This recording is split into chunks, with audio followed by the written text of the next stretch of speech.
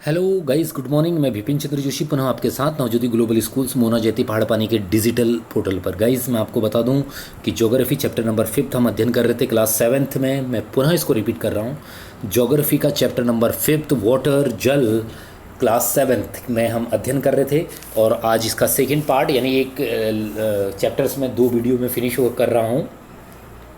उम्मीद करूँगा कि आप इसको अच्छी प्रकार से समझेंगे, सोचेंगे। कोई दिक्कत आएगी तो मुझे बताएंगे। सो गाइस, हम आज बात इस चैप्टर्स में जो आगे का हमारा पॉइंट है वो है वेव्स, तरंगे।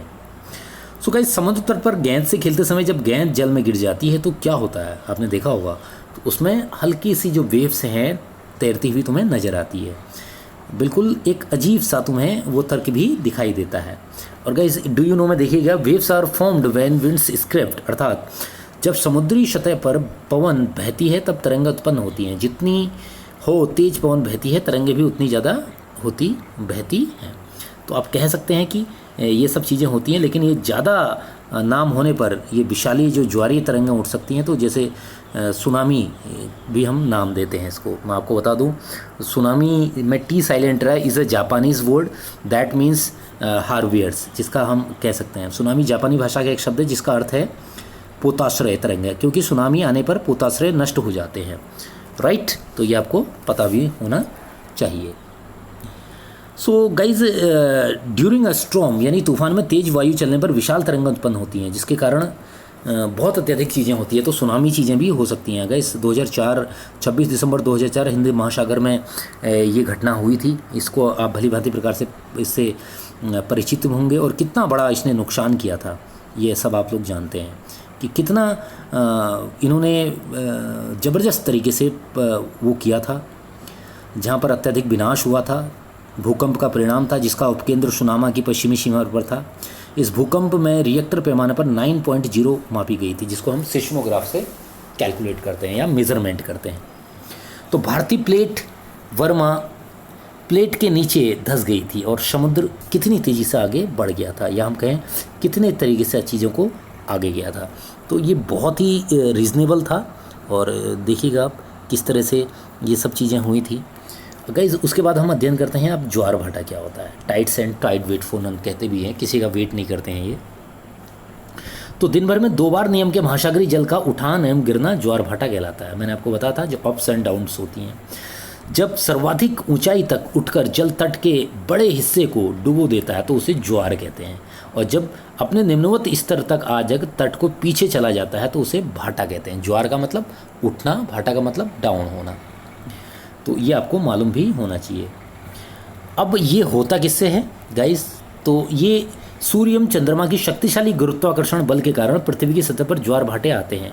जब पृथ्वी का जल चंद्रमा के निकट होता है तो उस समय चंद्रमा के गुरुत्वाकर्षण बल से जल अभिकर्षित होता है, जिसके कारण उच्च ज्वार आते हैं। पूर्णिमा एवं अमावस्या के दिन में सूर्य, चंद्रमा, पृथ्वी तीनों शीत में होते हैं और इस समय सबसे ऊंचे जो ज्वार होते हैं उड़ते हैं।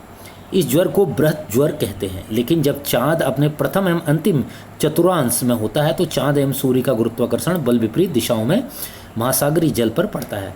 परिणाम स्वरूप निम्न ज्वार भाटा आता है। ऐसे ज्वार को लघु ज्वार भाटा भी कहते हैं। ऐसे ज्वार को हम लघु ज्वार भाटा भी कह सकते हैं, या फिर उसके बेस को या उसके तर्क को हम आसानी से चल सकते हैं या आगे को बढ़ा सकते हैं, जिसमें हमारे पास बहुत सारे बिंदु और पैमाने होते हैं।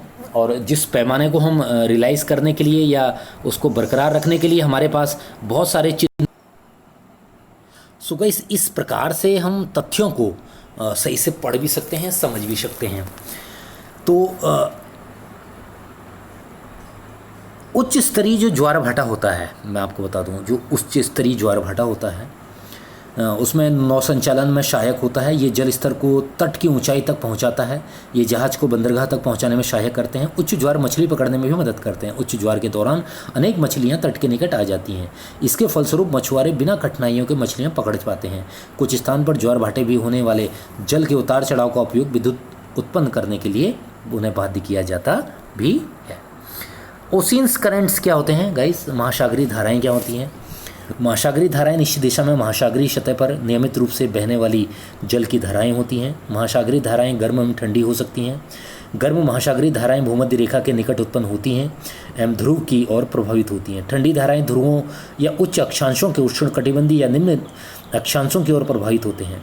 लेब्राडोर महासागरीय धाराएं शीत जलधाराएं होती हैं, जबकि गल्फ स्ट्रीम गर्म जलधाराएं होती हैं। महासागरीय धाराएं किसी क्षेत्र के तापमान को प्रभावित करती हैं। गर्म धाराओं से स्थलीय सतह का तापमान गर्म हो जाता है। जिस स्थान पर गर्म एवं शीत जलधाराएं मिलती हैं वह स्थान विश्व भर में सर्वोत्तम मत्स्य क्षेत्र माना जाता है। जापान के आसपास एवं उत्तर अमेरिका के पूर्वी तट पर इसके कुछ उदाहरण हमको मिलते भी हैं। सो गाइस, ये चैप्टर नंबर जो 5th है क्लास 7th का ज्योग्राफी का वाटर जो है यहीं फिनिश होता है, और कल हम न्यू चैप्टर्स आपके लिए लेके आएंगे। मैं उम्मीद करूंगा कि आप इसको अच्छे से अध्ययन करेंगे, अच्छे से पढ़ेंगे, समझेंगे। कोई दिक्कत होगी तो आप हमें बताएंगे। तब तक के लिए आपसे विदा लेता हूं, और उम्मीद करूंगा कि आपको जो कुछ प्रॉब्लम्स हो उसका आप मुझे बताएंगे, और विधिवत तरीके से मैं इसका आपको सॉल्यूशंस बताऊंगा। सो गाइस, आपको इसको अच्छे तरीके से देखना है, समझना है, पढ़ना है, और कहीं पर कोई दिक्कत आती है या प्रॉब्लम्स आती है तो आप मुझे कॉल कर सकते हैं, मुझे बता सकते हैं, अन्य चीज़ों को चीज़ें करा सकते हैं। सो गाइस, मैं उम्मीद करूंगा कि आप इसको अच्छे तरीके से इसका निर्वहन करेंगे। तब तक के लिए thank you so much for listening and watching. Thank you guys, thank you.